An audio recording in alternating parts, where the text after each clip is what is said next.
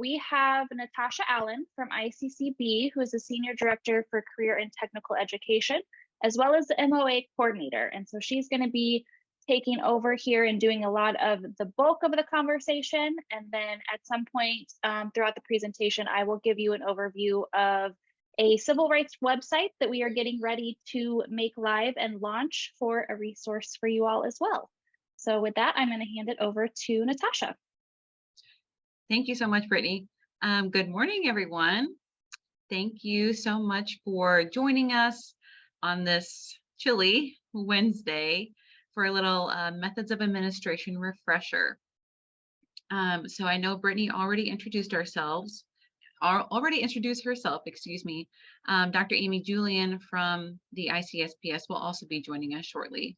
I did want to say that our partners and colleagues at ICSPS have been our steadfast partners in this work since before I started at ICCB. So their knowledge and leadership is invaluable in this work as well. As Brittany said, my name is Natasha Allan. I'm the Senior Director for Career and Technical Education at the Community College Board, and I'm also the Methods of Administration Coordinator, and we'll dive into what that means in a little bit. So we wanted to do this webinar. We know there are a lot of new staff who probably have never actually heard us talk about the MOA program or the fact that we do conduct civil rights reviews. Unfortunately, due to COVID, all of the civil rights reviews were put on hold, and we're really now just starting to hit the pavement again. Our goal for this webinar is for it to be the first of sort of a series of civil rights related technical assistance that will be conducted over the course of this calendar year. So with that, let's get started. All right, so on today's agenda, we'll be starting off with a little methods of administration recap. Then we'll dive into the methods of administration state plan, what it is and why it's important. And then as Brittany said, she'll be going over the civil rights website that we're about to reveal. It's not currently live, but it will be soon. And that's really about giving you the tools to how to do this work yourself. And then we will briefly be discussing some upcoming methods of administration professional development. So with that, let's start at the very beginning. I will not be singing, but hopefully you all are humming in your head. So methods of administration, what is it? So as a reminder, the ICCB conducts periodic compliance reviews of Illinois Community College CTE programs to ensure that they are complying with federal civil rights laws. So the MOA program was really a way for the Office for Civil Rights to have a hand in ensuring that all the respective civil rights laws are being followed and enforced in each state. Obviously, that's a huge undertaking for them to do all of that themselves, just thinking about how large our secondary and post-secondary system is in Illinois, and put that 50-fold for all of the individual states. That's a lot of work. So they wanted to give the states the tools to be able to do this work themselves. Hence the creation of the methods of administration, or MOA, as I will henceforth be referring to it as, program. So it is the MOA program that gives the ICCB the authority to conduct these reviews at the colleges. The reviews do affect all areas on campus, including admissions, advising, facilities, marketing, and obviously the individual CTE programs. So some examples of what can be reviewed are recruitment materials, the college catalog, grievance procedures, cooperative agreements, restrooms, signage, more facilities type things, etc. The Methods of Administration program was enacted through the creation of the guidelines for eliminating discrimination and denial of services on the basis of race, color, national origin, sex, and handicap in vocational education programs, or as they are lovingly referred to as just the guidelines. These guidelines were developed by the USDOE OCR in 1979. And again, that's what gives the ICCB the authority to conduct these reviews. And that was the creation of the MOA program. So what is the purpose of the MOA program? It's to ensure that all students, regardless of race, color, national origin, sex, or disability, have equitable access to high-quality CTE programs. So enter the MOA state plan. Each state operates its methods of administration program under a state plan that has been approved by the U.S. Department of Education Office for Civil Rights. Just to give you a little background knowledge, until 2020, most state plans had not been updated since the creation of the MOA program, which, if you recall, was in 1979. So when the OCR actually sent out the new memorandum of procedures, which we'll be talking about in the next slide, I believe, most of the MOA coordinators around the country had never really heard that there was an MOA state plan that we were operating under. We have no idea where our old state plan was. So essentially, we were just operating under the guidelines and the direction of OCR. But now we do have an official MOA state plan, and we'll be talking about that at the next slide as well. I mean, just think about how far the world has come since 1979. That's over 40 years. It's insane. So you might be wondering, what spurred this change? Why a new plan now at this time? Other than the fact that it's been over 40 years, the short answer is PERKINS 5 was the catalyst. So on February 6th of 2020, the U.S. Department's Office for Career Technical and Adult Education and Civil Rights issued an updated Memorandum of Procedures, or MOP, regarding state agencies' MOA programs. This was actually a joint Memorandum of Procedures that the OCR did with OCTAE. Obviously, the two usually operate pretty separately, but this was a joint effort. So the MOP is the MOA program's guiding document, in addition to the guidelines for that really long name that I'm not going to say again. The issuance of the updated Memorandum of Procedures is why states had to submit a new MOA state plan. So that's the reason. So the new MOP provides states with a lot more flexibility in conducting MOA activities, and actually encourages states to harmonize civil rights activities under MOA and PERKINS. So really a sharing and combining of resources. And that was really the reason for them issuing this joint Memorandum of Procedures document. So since the issuance of the 1979 MOA guidelines and subsequent MOP, obviously we all know, since we work in PERKINS, PERKINS has come a really, really long way in terms of equity and respective civil rights provisions, especially PERKINS 5, made it a huge, something they really wanted to focus on. So, all right. Just a couple little fun facts before we dive into more specific aspects of how the MOA program has been changed by the new state plan. Myself, the MOA coordinator, as well as staff from ICSPS, receive annual training from OCR staff on current MOA policies and practices. That training is conducted by the Office for Civil Rights. They have a number of lawyers with different expertise, so accessibility and facilities expertise, expertise on more of like the admissions piece and those types of things. So it's usually a 3-day conference. It's been virtual lately, but it's a really good conference. And so we do receive professional development on these topics and just staying abreast of what's new and current. ICCB staff also is required to submit a biennial report to the Office for Civil Rights, detailing all the findings and activities from the past 2 years. So that's a report that is submitted every 2 years. And this really ensures that we're doing our due diligence, as well as making sure that we're conducting all activities in accordance with the guidelines and in the spirit of the law.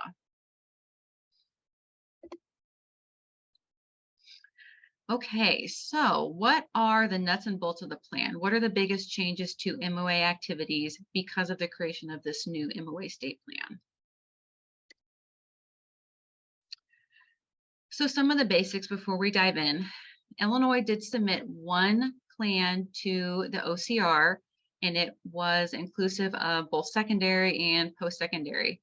Our secondary colleagues conduct reviews a little differently than we do, since, as you all know, CTE programs at the high schools are vastly different than they are at the community college level. So we do conduct our civil rights reviews and activities separately, but the Office for Civil Rights required that we submit one full plan just for the state. So the post-secondary plan was developed by yours truly. Our joint plan was reviewed and approved by the OCR in September of 2020, which feels so long ago at this point. So, as I have hinted to, the MOA program received quite an overhaul with the issuance of the new MOP. The first major difference is that it places much more emphasis on technical assistance as opposed to catching you out and doing something wrong type thing. In Illinois, we've always really tried to run the MOA program using a technical assistance and equity lens. We've done so many webinars and events, really trying to give you all the tools to do this work and to be prepared. However, we were still obviously required to adhere to the guidelines of the program and the more rigid structure of the reviews. So it's always been kind of a give and take. The new MOP formally charges us with helping you help yourselves, essentially. So what does that really mean for you all? So in the new MOA state plan, one of the components I added was a requirement of technical assistance for participation. So all subrecipients who are selected for a review must participate in some capacity in available technical assistance for that given year. Obviously, technical assistance activities will be conducted in collaboration with our partners at ICSPS.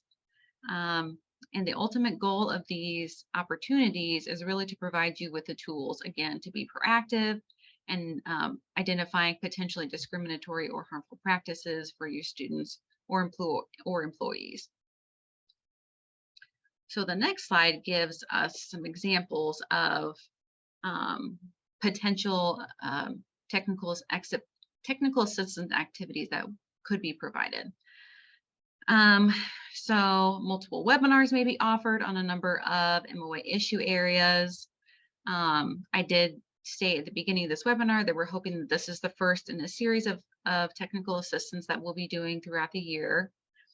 Targeted specific technical assistance may be offered to both subrecipients who are selected for review and then other colleges who request specific targeted assistance on specific areas.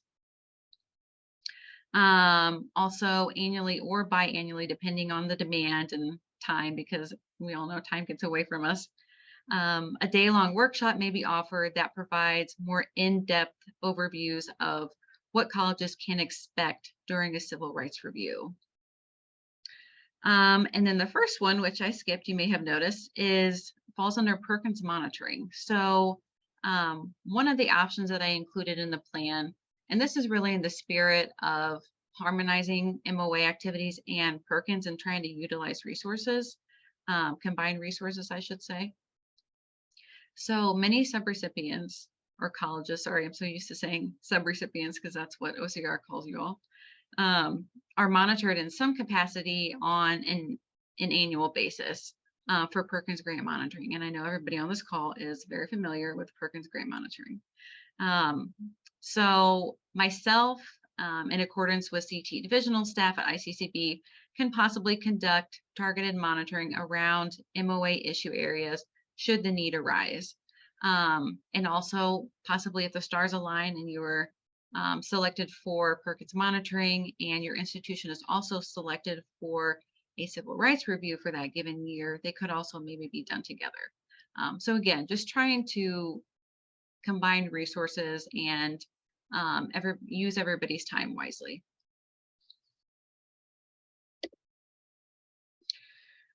So it also gives states a lot more flexibility in determining how they want to conduct the review.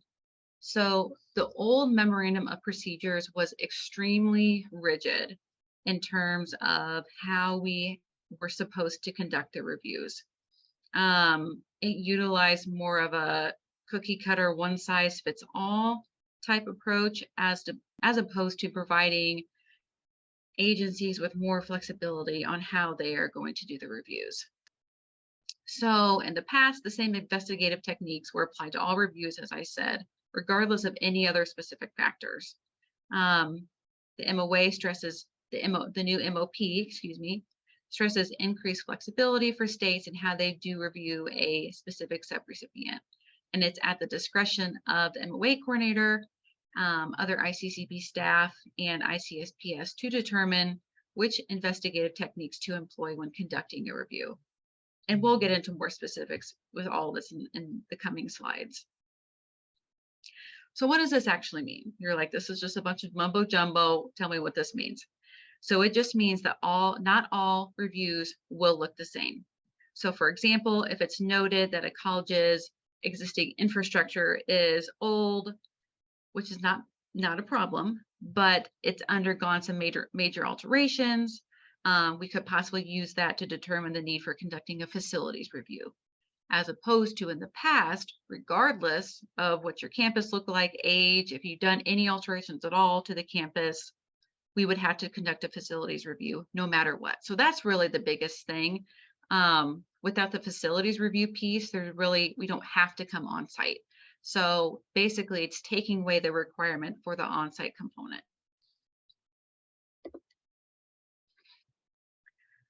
So some of the techniques that we could use to review colleges, if we don't specifically just do the rigid structure that it used to be, could be a comprehensive review of the subrecipient's website, looking for all the information that we need, a comprehensive review of a subrecipient's publications, policies, and procedures. So again, the college catalog, grievance procedures, those types of things. Conducting interviews with administrators, CTE faculty, support services staff, PERKINS coordinators, CTE students, admissions and counseling staff, those types of things.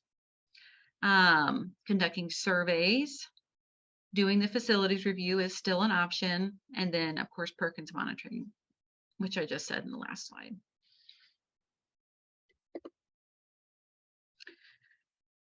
Okay, so another major change is the inclusion of some additional selection criteria. So what do I mean by selection criteria? Well, it's exactly as it sounds. So selection criteria is what is used to determine which institutions are chosen for a review each year and the subsequent scope of that review. So our selection criteria is creatively divided into two categories, Tier 1 and Tier 2. So Tier 1 criteria is data is utilized to determine which subrecipients will receive a review, which would be either on-site or a desk review. So Tier 1 determines who will be visited, which colleges will be visited. These data are mined by each community college's IR department via the A1 report and then sent to us to be cleaned and analyzed. Tier 2 criteria determine the scope of the review. For example, which specific content areas will be prioritized, as well as the manner of review, so an on-site or desk review. So again, Tier 1 criteria is which subrecipients will be visiting. Tier 2 criteria determines how we will be reviewing those institutions. So the addition of the additional selection criteria wasn't necessarily something that was required to be changed in the new state plan, but I did think it was prudent that the selection criteria really reflect the spirit of the new guidance in attempting to harmonize those components of MOA and PERKINS. So here is a visual breakdown, because I'm a visual person, of the 2 tiers of criteria. So again, that tier 1 criteria determines which colleges will be reviewed. And what we're looking at when we look at these data is that disproportion in total enrollment versus CTE enrollment in the areas of sex, disability, and race. So what does that mean exactly? So for total enrollment at your institution, say you have 50% male, 50% female. But when we look at the data, it shows that your CTE enrollment is 90% male and 10% female. So the data is going to pull that information and say, hey, there's a huge disparity here. This might be something we want to look at. Whether that's nefarious or not, it's something that needs to be reviewed. Another component of the tier 1 criteria is when the college last received a civil rights review from the ICCB. So the longer you've gone without a review, the higher your institution's name gets bumped up to that list. Excuse me. So the other component, oh, sorry, I just said that. So the tier 2 criteria are absolutely still data driven, but really it utilizes the information that you provide to us and your Perkins application, which includes the comprehensive local needs assessment. As we all know, the CLNA is extremely equity focused and really driven by uncovering any of those equity gaps that exist in your college. And that's really the whole reason for these reviews in the first place. So again, that's another area that I wanted to try to harmonize between the two. So in addition to that, obviously, we've already talked about potentially reviewing the relative age of a subrecipient's facilities. And again, just because you have old facilities doesn't mean you're automatically in violation. Any subsequent alterations to those facilities would be reviewed as well. And then if the subrecipient's district contains a community of national origin minority individuals with limited English language skills. And that's because if you do have a community of those individuals, there are specific things you have to do at your institution in terms of providing them with the same information that other individuals in the community who do not have limited English language skills are provided. A lot of these words are really long and they're all kind of running together. I'm going to get a drink. Okay. So as I've already said a few times, the new MOP really encourages states to utilize what they already have at their disposal to aid in these reviews. Combination of resources, I know you all are big fans of that, seriously, as well as I am. There's really no need for redundancy if it can be avoided. So in addition, obviously, to utilizing traditional MOA data sets that we just reviewed, the ICCB will integrate the use of data collected for Perkins 5 analysis and reporting. So this is that tier 2 criteria, but this is just breaking it down a little bit more. So when I'm talking about that data, what am I talking about? Performance data for all 3 performance indicators, 1P1, 2P1, and 3P1. Any disaggregated data that you've disaggregated by subpopulation, including race, ethnicity, and gender. And then any of those identified equity gaps from the CLNA.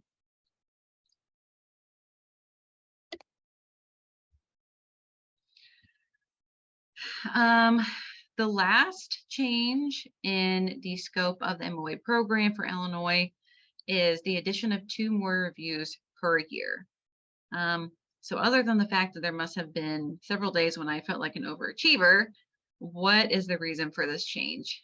In the past, we have done 2 reviews annually as opposed to 4, but under the new state plan, we will be conducting 4 reviews annually. So obviously, I've said this several times at this point, the nature of the reviews will be more focused on providing technical assistance to the institutions and will therefore not only be less intensive for us at ICCB, but as well as less intensive for college personnel. I've long said that this was one of my favorite parts of my job, and during COVID, it was sad to sort of sideline it, but we were really trying to figure out how to just everyone stay afloat. So I'm glad to be getting back into this, and I'm really glad that there is this huge focus on technical assistance because I think that's obviously super important. But that's not to say that it wasn't an intensive process for everyone involved. And as I've said, the rigid structure of the reviews was a little cumbersome at times. So I'm very thankful for this new flexibility from the federal government. So not all reviews, again, will consist of the same components, as an on-site component is no longer required. So we thought it was a little more feasible for us to do 4 reviews because all 4 could be conducted virtually, or if we did come on site, we might not have to do a facilities review. We could just conduct interviews and through those types of things. So, all right. So that is all I have at this time. So I've linked the MOA state plan. The Civil Rights Review website is not linked since it's not live yet. At this point, I will answer any questions, and then I will hand it over to Brittany and Amy to go through a review of the website. So Brittany, is there any questions in the chat, or does anyone want to unmute themselves and ask me a question that I can hopefully answer?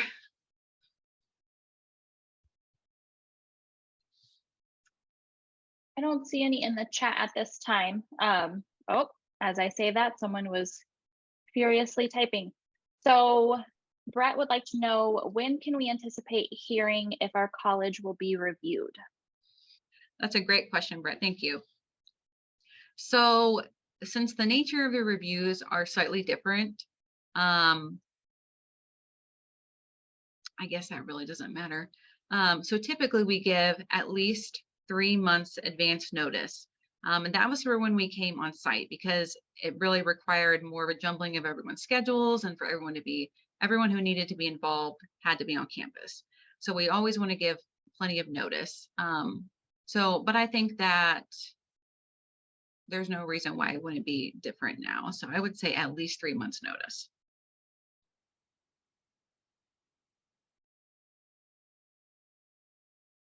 Any other questions?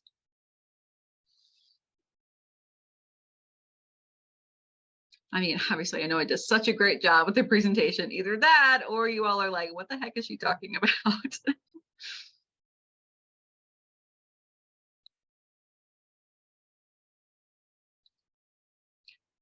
Okay, I'm going to go ahead and turn it over to Brittany and stop sharing my screen. If you can think of any questions, please type them in the chat, or feel free to unmute yourself after Brittany has concluded her portion of this webinar.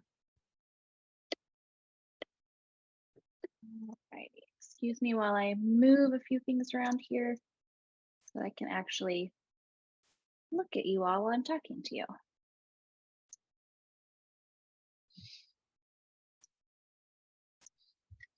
And now that I've stopped screen sharing, I see that there are 3 people who are not from ICCB or ICSPS on this call. That's okay. Small, intimate group. Okay, so you all should be seeing the Civil Rights website. And so as Tasha had mentioned, this current website is not live yet. And so I have, if you have been around with Perkins for a while, or if after we get off of this webinar, you're like, man, I just want more civil rights information, I'm gonna hop on that website right now. This is what's going to pop up for you. This is the current website. This is our older website. The information on it itself is not necessarily inaccurate. There's still a lot of great information on here. However, this particular website was really centered around the civil rights self-assessment and really working with programs to prepare for a civil rights review. And so with the shift being more of ICCB and ICSPS taking more of a technical assistance role and really giving you the tools and resources and information to have more of an active role within the civil rights for when it comes to facilities, administrative procedures, we did some adjusting on the website. And so this, I will imagine, would probably be live within the next couple of weeks. The developers just have to schedule a time to sort of make that change and get everything up and running.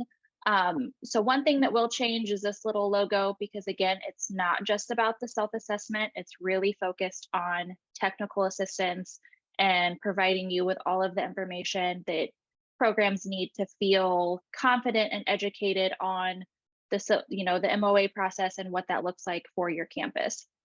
And so you can see we've broken it down into facilities, administrators, information for students, and what they need when it comes to non-discrimination policies and access and all of that wonderful stuff. What exactly is a civil rights review? And then the self-assessment tool, which again, if you've been involved with Perkins or had a civil rights review done, you are probably familiar with this, and is still a very informative tool to be utilized by the programs. And then we have some, other little tabs, some forms and resources. The standards are all listed up here: access and admissions guidance, equal opportunity. The current legislation can also be found here. And then contact information, that will give you Tasha's contact information, as well as Amy Julian, who is the director of our center, and also has some familiarity with the MOA process as well.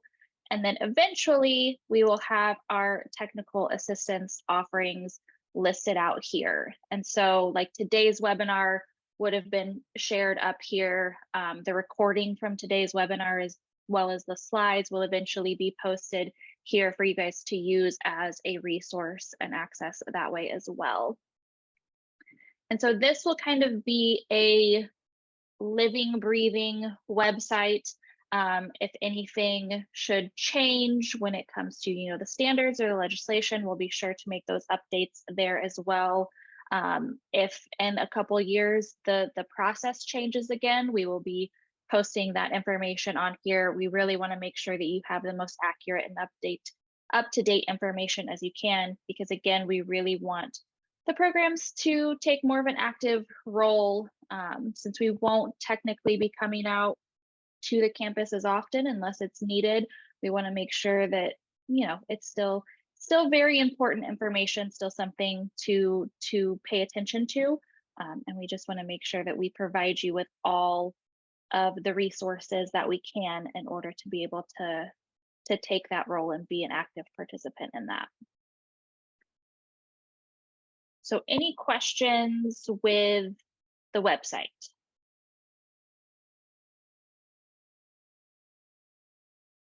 And again, I do want to reiterate, this particular one is not live yet.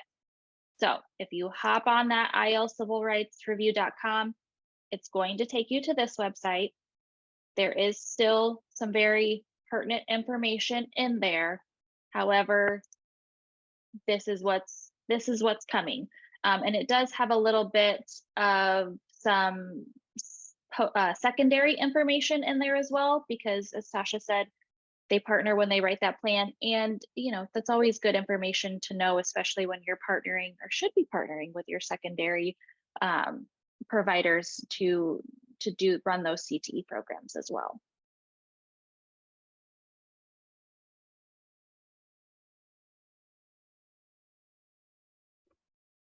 Thank you so much, Brittany. Does anyone have any last minute questions before we wrap up? You can always email me. My email is natasha.allan@illinois.gov. I'll put it in the chat. I did have it on a thank you slide, but I forgot to show that. So